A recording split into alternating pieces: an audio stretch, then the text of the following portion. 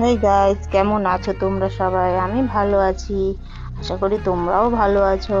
তো দেখতেই পাচ্ছ আমি কতগুলো শুটকি চিংড়ি মাছ নিয়ে নিচ্ছি। তোমাদের কাছে যাদের কাছে শুটকি চিংড়ি নেই তারা নর্মাল চিংড়ি দিয়েও ব্যবহার করতে পারো। তো দেখতেই পাচ্ছ এর ভিতরে কত নোংরা, খাটুনিটা অনেক। এইগুলো করতে আমার প্রায় 1.5 ঘন্টা সময় লেগে গেছে, তাহলে বোঝো ঠেলা। তো দেখতেই পাচ্ছ আমার মেয়েও আমাকে সাহায্য করছে শুধু আকাজ করে করে। তো যাই হোক, আমি আমার কাজ চালু রাখলাম। দেখো ফুটতে যে কত সময় লাগে, খেতে তো ভালো লাগে।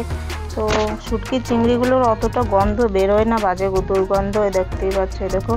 তো আমার চিংড়িগুলো খোটা হয়ে গেছে, এগুলো অনেক সময় লেগেছে, বললাম যে 1.5 ঘন্টা মতো সময় লেগেছে। তো আমি কিছুটা জল দিয়ে একটা বাসনে তুলে দিলাম গ্যাসের উপর এটা সিদ্ধ হতে। তোমরা চাইলে একটু নুন হলুদও দিয়ে দিতে পারো, তো আমি কিছুই দিলাম না, এমনিতেই জল দিয়ে সিদ্ধ করে নিলাম। এটা কিন্তু আগে ধোয়া নেই, ঠিক আছে?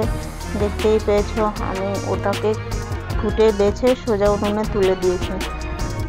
তো এটা হয়ে গেছে, 2 মিনিট মতো জ্বালাতে হবে, আর ওটা ঢেকে রেখে দিয়েছি। এদিকে চলে আসলাম সবজিগুলো কেটে নিতে। তো কতগুলো পটল নিয়ে নিয়েছি, পটলগুলো ছুলে নিচ্ছি। পটল দেখে অবশ্যই বুঝতে পারছো যে আজকে পটল চিংড়ি করব। তো তোমরাও পটল চিংড়ি করে খাও। শুটকি মাছ যদি থাকে তাহলে শুটকি চিংড়ি দিয়ে একবার করে খেয়ে দেখো কেমন লাগবে। আমার কাছে তো খুবই ভালো লাগে। তো এই দেখো পটলগুলো ছুলে নিয়েছি। তো আমি আলুগুলো সাথে কেটে রেখে দিচ্ছি জলের ভিতর ভিজিয়ে।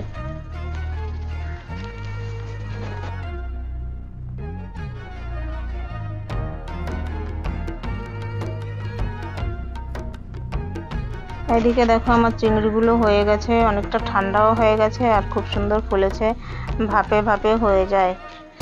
এই জন্য আমি 2 মিনিটের বেশি জ্বালাইনি, যেহেতু চিংড়ি মাছ এটা বেশি জ্বালানো লাগে না। এই দেখো কতটা নোংরা বেরিয়েছে দেখা যাচ্ছে, আমি কিন্তু একদম পরিষ্কার করে কুটেছি।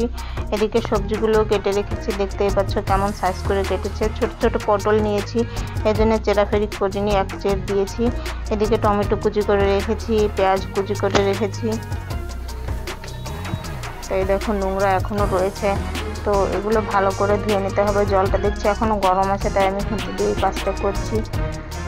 আর অল্প কিছু বেঁচেছিল, তো এগুলো হাত দিয়ে দিলাম। এবার ভালো করে ধুয়ে নিতে হবে সুন্দর করে, যতক্ষণ পর্যন্ত না জলটা সাদা পর্যন্ত হচ্ছে, একদম ঝলঝলে জল, ততক্ষণ পর্যন্ত ধুতে থাকো, নাহলে নোংরাটা বেরোবে না।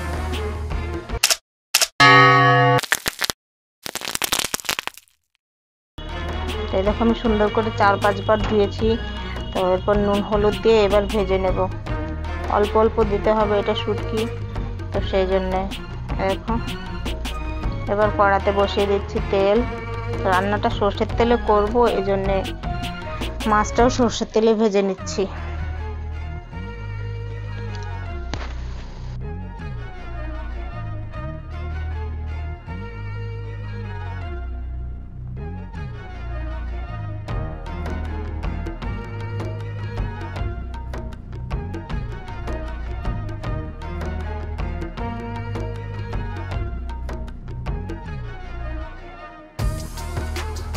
শুটকি মাছ ভাজতে একটু তেল বেশি দিলে আর একদম গন্ধ থাকে না। তো মাছগুলো তুলে এবার একটা ভগোনা নিয়ে নিচ্ছি, ও তো বেশ খানিকটা সর্ষের তেল দিয়ে দিয়েছি।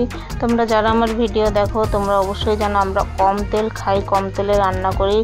দেখো তো এর ভিতরে কিছু শুকনো ফোড়ন দিয়ে দিচ্ছি, তোমরা তোমাদের মন পছন্দ মতো শুকনো ফোড়ন দিয়ে দিও। তো তোমরা চাইলে দালচিনি, এলাচ ওসব দিতে পারো, তো আমি আর দিইনি। আমি জিরে আর তেজপাতা ফোড়ন দিয়ে দিয়েছি, কিছুটা কারি পাতা কুচি করে চিড়ে দিয়েছি। এবার দিয়ে দেবো পেঁয়াজ কুচিগুলো।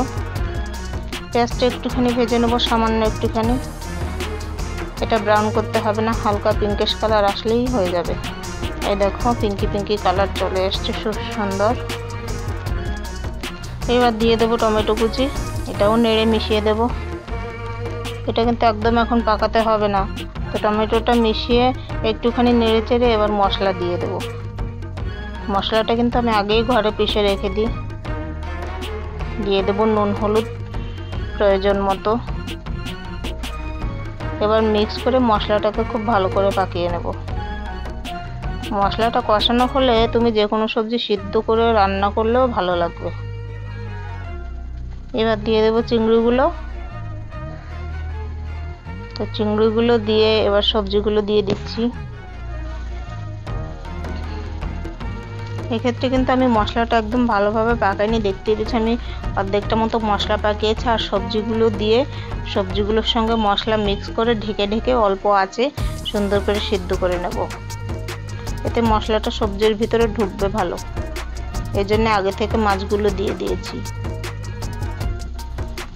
এবার ঢেকে দেব।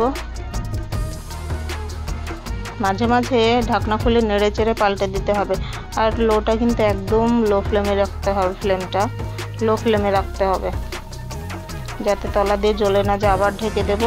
এভাবে ঢেকে খুলে উল্টে পাল্টে নেড়ে চেড়ে রান্না করতে হবে। সিদ্ধটা করলে, কারণ মশলাটা অর্ধেকটা পাকিয়েছি, কারণ সবজির সাথে আবারও পাকাবো বলে। মনে রাখতে হবে মশলাটা যেন খুব ভালোভাবে পাকে, এই জন্য বলছি যে সবজির সাথে মশলাটা পাকাচ্ছি। না হলে তোমরা যদি পারো আগেও মশলাটা পাকিয়ে নিতে পারো।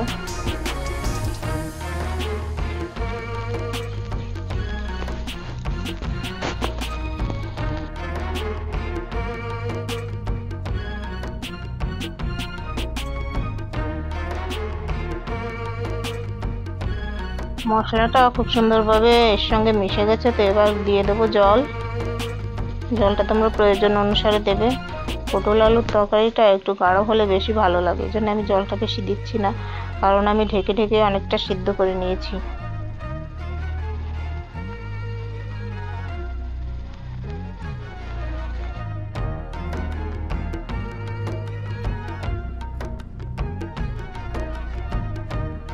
ঢেকে হতে দেবো 4-5 মিনিট মতো। মাঝে এসে ঢাকনা খুলে একটু নেড়ে চেড়ে আবার ঢেকে রেখে দেবো, যাতে এটা খুব সুন্দর করে গলে যায়।